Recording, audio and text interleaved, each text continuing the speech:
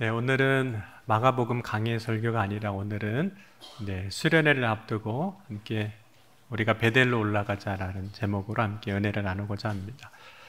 우리가 인생을 살아갈 때 순탄한 인생 혹은 순조로운 그런 삶을 살아가기를 원합니다. 성경에 보면 이 순조롭다라는 의미로 이전 개역 한글 성경을 보면 순적하다 이런 표현이 나옵니다. 아브라함이 자신의 아들이었죠. 이삭의 아내를 이제 맞아 들일 때 그 아내를 찾으려고 할 때 자기 종을 이제 보냅니다. 그때 보냄을 받았던 그 종이 자기 주인집의 아들의 아내를 이렇게 만나는 그 모든 여정들이 순조롭게 되기를 원합니다. 이렇게 기도를 합니다. 오늘 나에게 순조롭게 만나게 하옵소서. 그래서 창세기 24장 12절 말씀을 개정으로 보면 그가 이르되 우리 주인 아브라함의 하나님 여호와여 원하건대 오늘 나에게 순조롭게 만나게 하사 내 주인 아브라함에게 은혜를 베푸시옵소서 이렇게 고백을 합니다. 그리고 개역 한글로 보면 그가 가로되 우리 주인 아브라함의 하나님 여호와여 원하건대 오늘 나로 순적하게 만나게 하사 나의 주인 아브라함에게 은혜를 베푸시옵소서. 순적하다 이런 표현이 나옵니다. 실제로 이제 아브라함의 종이 이제 주인 아브라함이 보낸 대로 갔다가 이제 리브가를 만나게 되고 그 만난 리브가가 이제 이삭의 아내가 됩니다. 창세기 24장 67절 보면 이삭이 리브가를 인도하여 모친 사라의 장막으로 드리고 그를 취하여 아내를 삼고 사랑하였으니 이삭이 모친 상사 후에 위로를 얻었더라. 그래서 이제 순적하다, 순조롭게 되다는 것이 무엇인지 이제 말씀을 하고 있습니다. 근데 막상 우리가 인생을 이제 살다 보면 인생이 매 순간 그렇게 순조롭게 혹은 순탄하게, 순적하게만 되는 것은 아닙니다. 인생의 순간순간마다 고비가 있습니다. 또 고난도 찾아옵니다. 전도서를 보면 인생에 대하여 기한이 있고 모든 목적이 이룰 때가 있음을 이야기하면서 모든 것이 순적히 이루어지는 때도 있지만 또 그렇지 못한 때도 있다 이렇게 고백을 합니다. 그러면 야곱이 이제 자기 집에 있을 때 어머니 리브가로부터 사랑을 참 많이 받고 살았습니다. 어머니의 사랑을 받았던 야곱의 삶을 보면 그 삶은 정말 순조로웠죠. 순탄했습니다. 그런데 야곱의 그 순조로운 삶에도 이제 어려움이 찾아옵니다. 형 에서로부터 야곱이 장자권을 팥죽 한 그릇에 이제 사는 사건이 있었는데 시간이 지난 후에 아버지 이삭이 이제 죽을 때가 가까이 오니까 장자의 축복을 해주겠다고 이야기를 합니다. 이때 에서는 야곱이 아버지로부터 그 축복 기도를 속여서 다 받은 것을 알게 되고 자기에게 남은 그 축복을 해달라고 하지만 이삭이 이런 이야기를 합니다. 내가 오기 전에 내가 다 먹고 그를 위하여 축복하였은즉 그가 반드시 복을 받을 것이니라. 내 아들아 내가 내게 무엇을 할 수 있으랴 라고 이야기합니다. 물론 이제 야곱이 아버지도 속였고 형도 속였지만 그래서 받은 축복이었지만 축복 기도였지만 이삭이 이미 그를 위해서 야곱을 위해서 해준 말 축복 기도를 다시 바꿀 수는 없었던 거죠. 이때 에서는 자신의 그 축복을 빼앗겼다고 생각하고 그 빼앗은 동생 야곱을 이제 미워하게 됩니다. 그러면서 마음속으로 내가 내 아우 야곱을 죽이리라 이렇게 결심하게 됩니다. 에서는 자신이 받아야 할 아버지의 축복을 받지 못한 것에 대해서 한을 갖게 됐던 거죠. 그러자 어머니였던 리브가가 이 야곱을 자신의 오빠가 있는 집 하란으로 이제 도망가게 합니다. 왜냐하면 그렇게 하지 않으면 야곱이 도망가지 않으면 두 아들을 다 잃을 것 같은 거예요. 그래서 이제 야곱을 도망가게 하죠. 그래서 이제 야곱이 어머니의 집에서 아버지의 집에서 이제 순탄하게 살다가 갑자기 집을 떠나 도망가야 하는 삶이 시작이 됩니다. 창세기 28장 5절과 28장 10절 보면 이에 이삭이 야곱을 보내매 그가 밧단 아람으로 가서 라반에게 이르렀으니 라반은 아람 사람 부델의 아들이요 야곱과 에서의 어머니 리브가의 오라비더라. 야곱이 부엘세바에서 떠나 이제 하란으로 향하여 가더니라고 말씀합니다. 그래서 이제 야곱의 인생이 조금 어렵게 된 거죠. 사랑받는 집에서 순탄하게 살았던 집을 이제 떠나야 했습니다.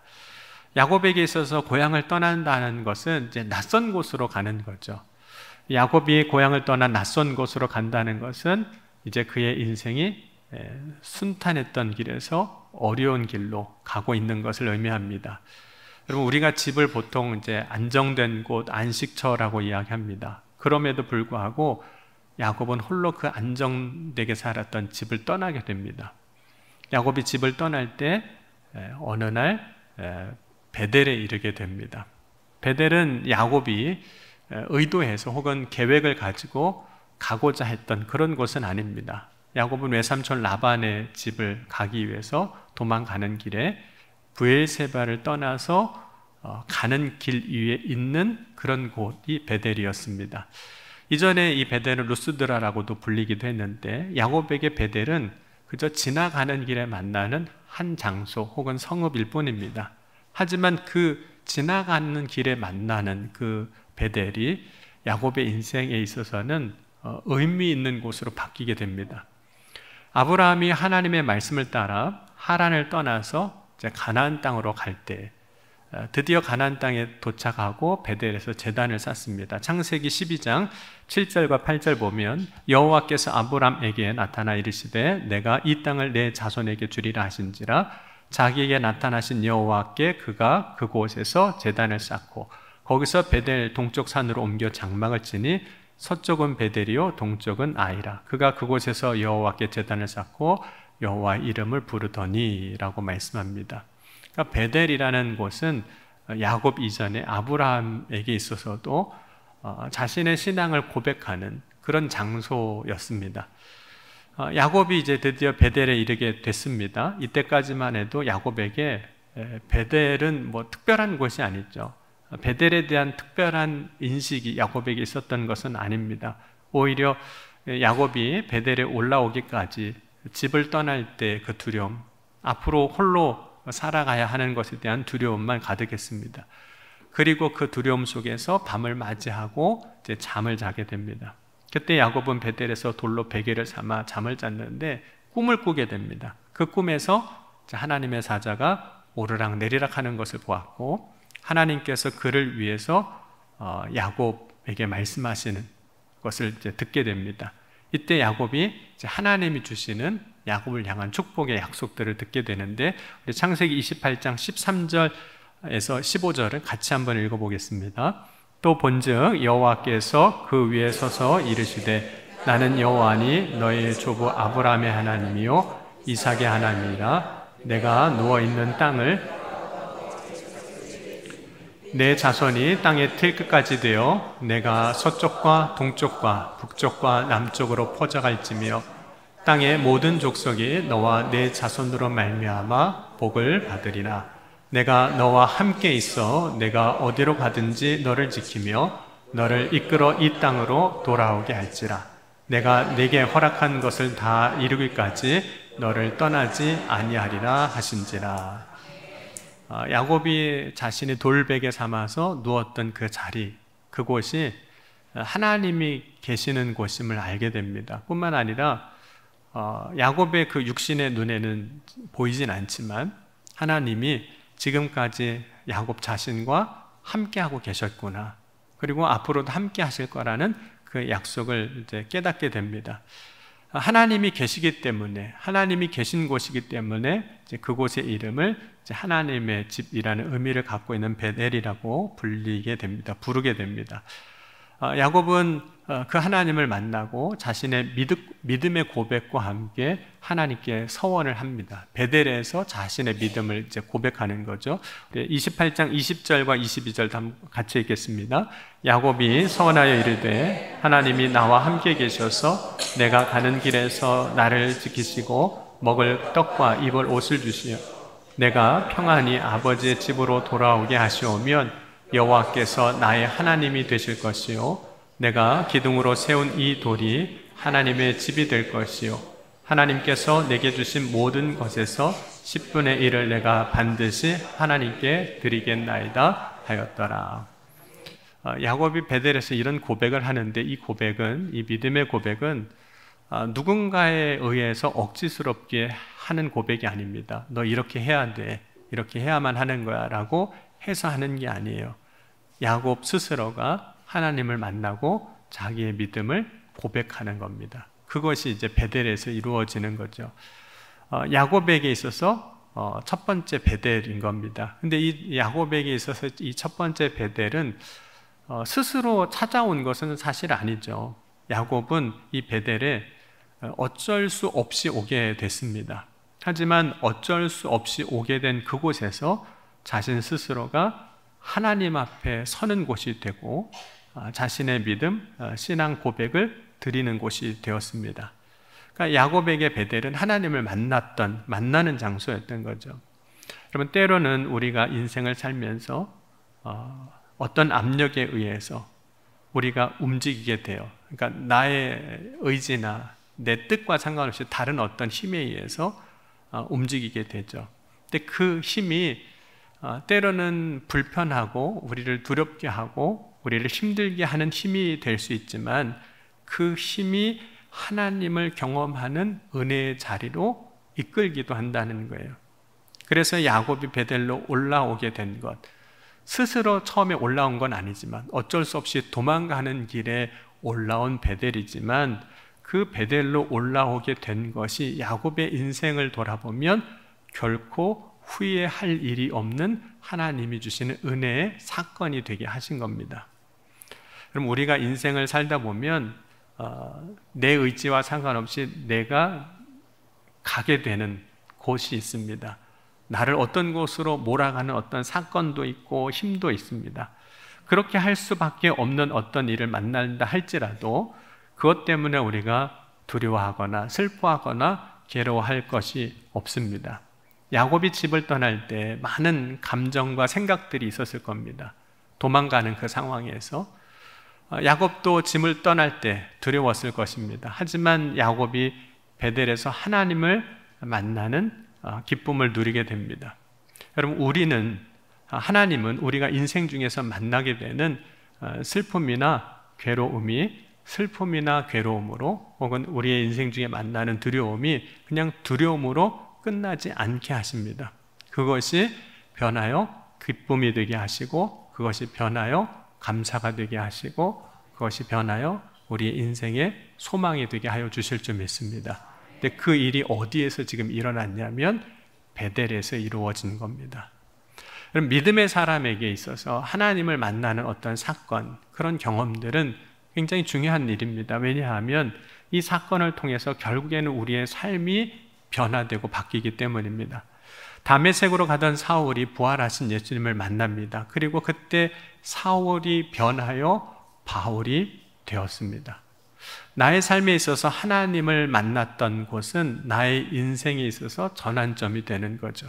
그 전환점은 어쩌면 어떤 사람에게는 인생에 있어서 한 번이면 충분할 수도 있겠지만 때로는 우리의 삶에서 더 많은 전환점이 필요하기도 합니다. 왜냐하면 우리의 삶은 어떤 때는 한 번만으로 바뀌지 않습니다.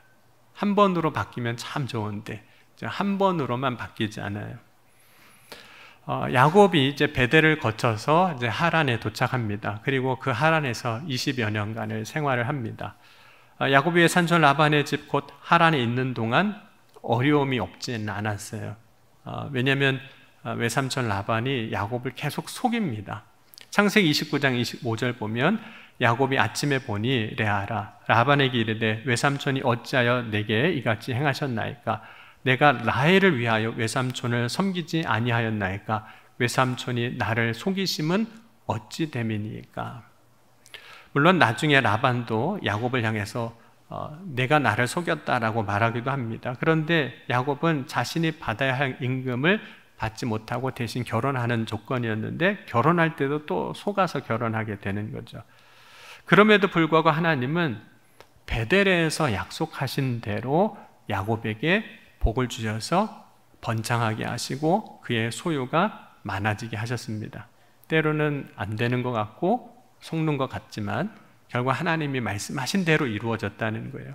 그래서 창세기 30장 42절, 43절 보면 이렇게 말씀합니다. 한번 42절도 같이 읽겠습니다.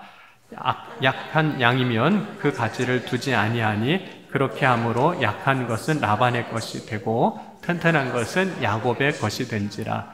이에 그 사람이 매우 번창하여 양떼와 노비와 낙타와 나귀가 많았더라.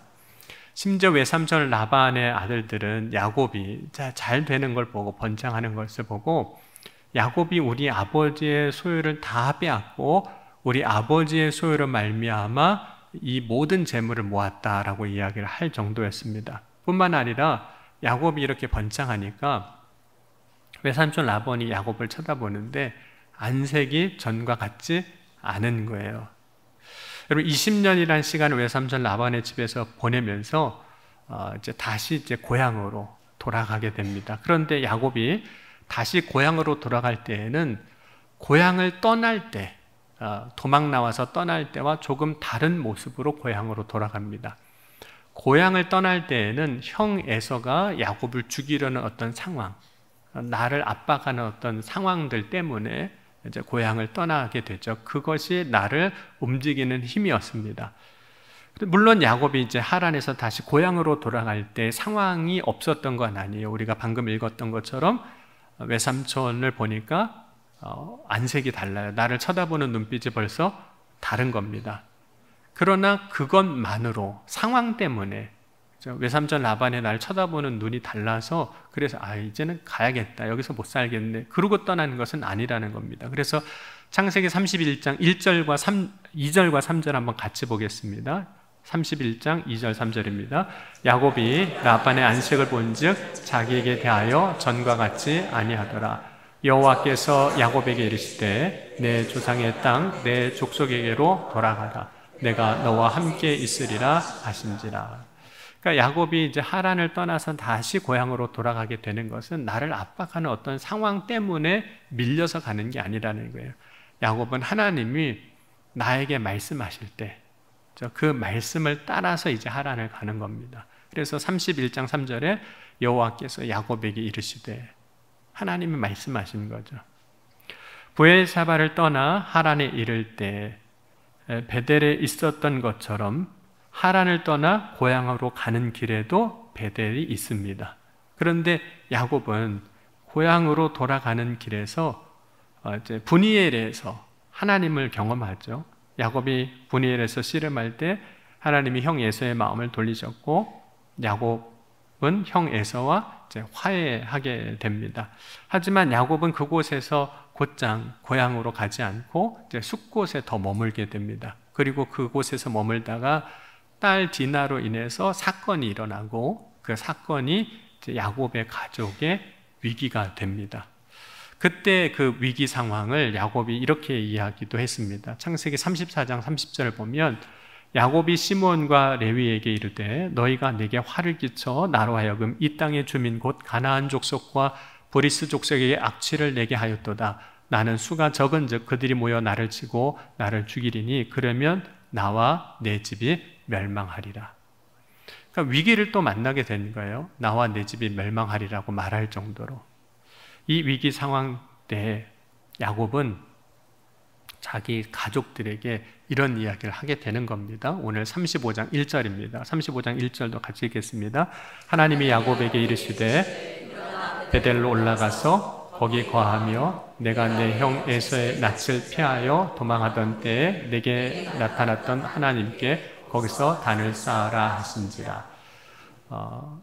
하나님이 말씀하신 것이 있었고 그것을 이제 가족들에게 이야기합니다. 2절과 3절 계속해서 읽겠습니다. 야곱이 이에 자기 집안 사람과 자기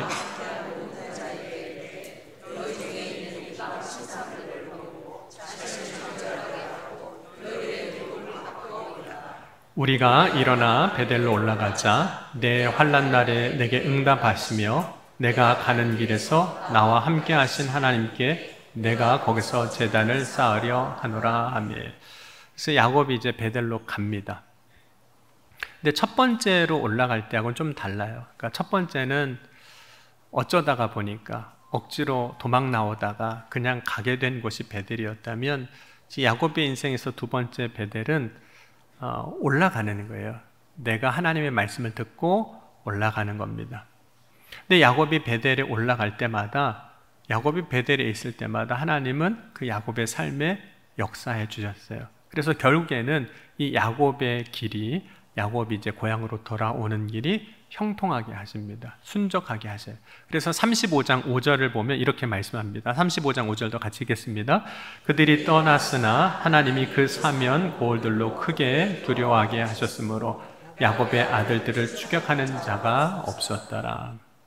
그러면 야곱이 베델로 올라갈 때마다, 어떤 상황에서 올라갈 때마다 하나님은 그의 삶에 역사하셨습니다. 그런데 베델로 올라갈 때, 하나님이 역사하실 때 조건이 하나 있다는 것을 우리가 발견하게 되는데, 그것은 온전히 하나님만 의지하는 겁니다. 그렇게 하기 위해서 야곱이 가지고 있는 것을 다 이제 버리게 하시거든요.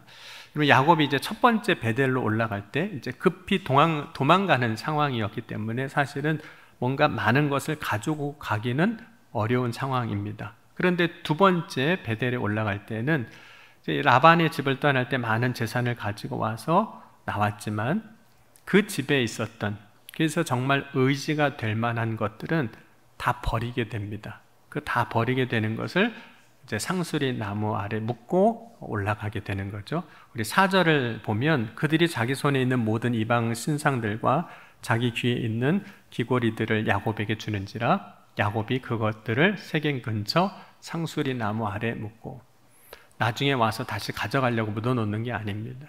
거기다 묻고 가는 거예요. 그럼 베델은 하나님을 만나는 곳, 하나님을 경험하는 곳입니다. 여러분, 하나님을 만나는 곳, 경험하는 곳에 필요한 것은 사실 아무것도 없는 거죠. 오히려 때로는 우리가 가지고 있는 그 무엇인가가 하나님 앞으로 나아가는 데 있어서 걸림이 될 때가 참 많습니다. 아무것도 없지만, 다 묻어두고 올라가지만, 빈손으로 떠난 그 손이지만, 베델에 있을 때, 베델로 올라갈 때 하나님은 그 야곱에게 역사해 주시고 또 그 베델로 다시 부르시기도 하셨습니다.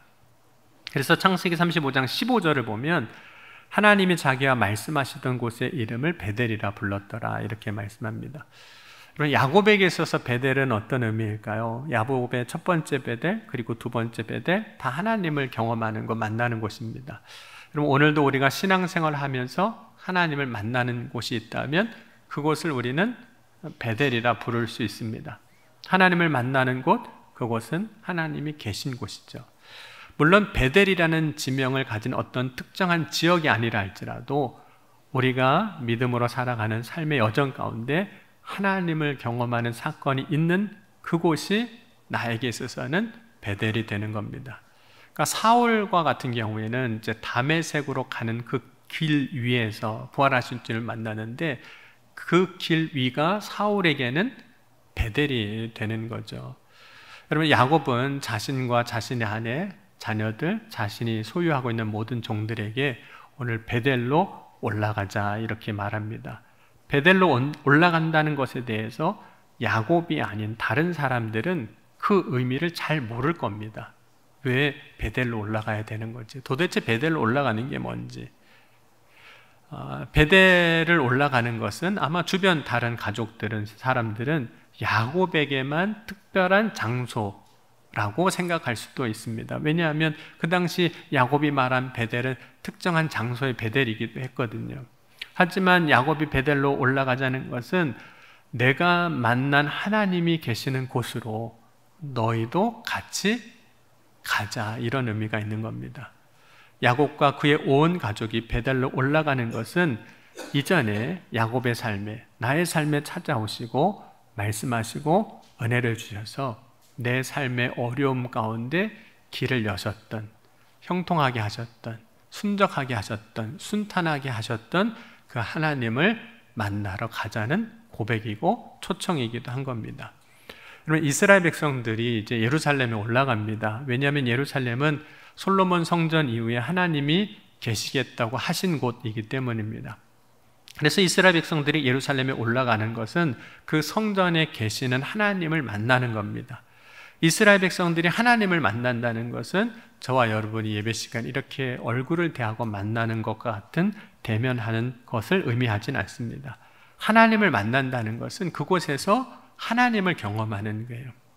그럼 하나님을 경험한다는 이런 겁니다. 내가 하나님 앞에 기도했는데 하나님께 기도하고 응답받는 것이 있다면 그것이 하나님을 경험하는 거죠. 내가 회개하고 하나님 앞에 용서를 구할 때 죄사함을 받고 용서의 은혜를 경험했다면 그것이 하나님을 경험한 것이고 하나님을 만난 것입니다.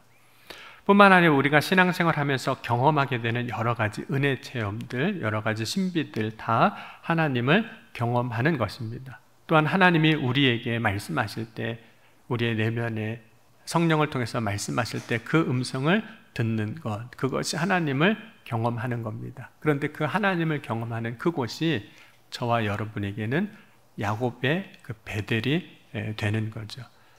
하나님의 은혜를 체험하고 누리는 그 장소로 올라가자라고 야곱이 이야기하고 있는 겁니다.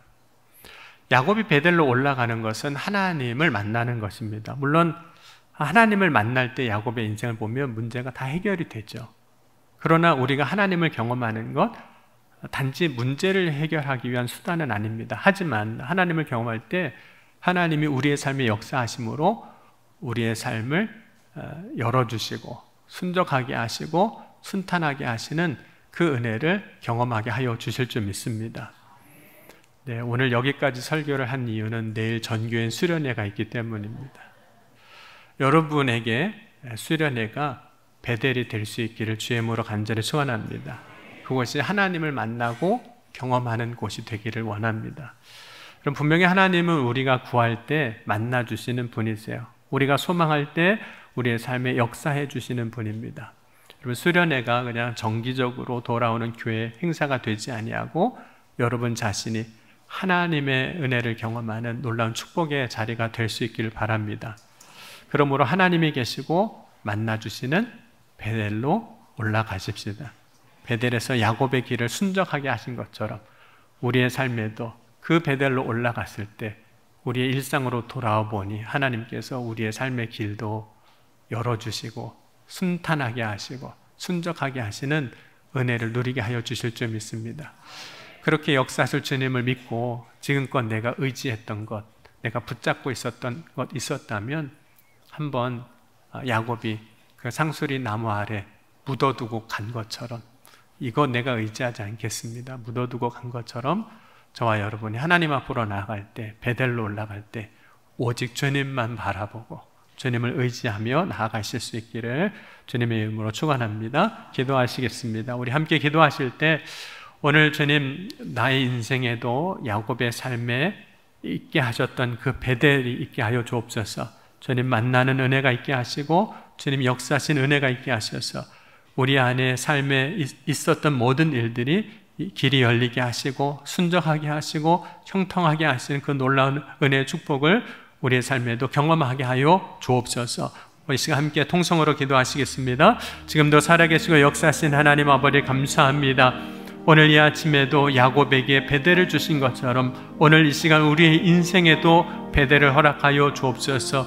때로는 두렵고 외로움 가운데 가는 그 길에 만난 베델이지만 그곳에서 만난 하나님께서 우리의 삶의 길을 여시고 약속하신 것들이 이루어지게 하시고 우리의 삶에 놀라운 은혜가 임하게 하시는 놀라운 주님이 오늘도 우리의 삶을 붙잡아 주실 줄 믿습니다. 야곱에게 행하신 그 주님의 은혜가 오늘 이 시간 우리에게도 임하게 하여 주옵소서. 주님 앞으로 나아갈 때 그 상수리 나무 아래 다 묻어두고 올라갔던 것처럼 오늘 이 시간 우리도 오직 주님만을 의지함으로 주님을 바라고 나아갑니다. 주여 역사하여 주옵소서. 그 베델에서 역사한 주님의 은혜로 돌아와 우리의 삶에 역사하시는 순적하게 하시는 순탄하게 하시는 주님의 은혜로 찬양케 하여 주옵소서.